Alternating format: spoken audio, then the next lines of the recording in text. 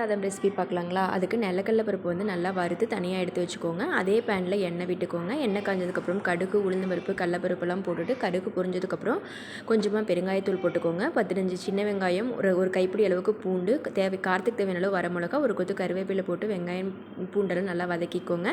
வதக்கிட்டு அதை தனியாக எடுத்து வச்சுக்கோங்க. மிளகா மட்டும் போட்டுக்கோங்க.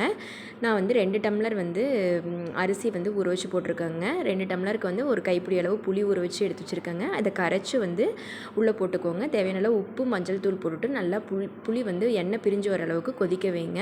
கொதிக்க வச்சதுக்கப்புறம் அடுப்பை ஆஃப் பண்ணிவிட்டு நம்ம கடலைப்பருப்பு வறுத்து வச்சுருக்கிறோம் இல்லைங்களா, அதை தோலை இது பண்ணிவிட்டு போட்டுட்டு நம்ம ஃபஸ்ட்டு வறுத்து வச்சு வெங்காயம் பூண்டை வந்து அதையும் உள்ளே போட்டுட்டு அதுக்கப்புறம் சாப்பாடு வந்து நல்லா ஆற வச்சுருக்கிற சாப்பாட்டை வந்து போட்டு கிளறிட்டிங்க அப்படின்னா புளி சாப்பாடு ரெசிபி ரெடிங்க.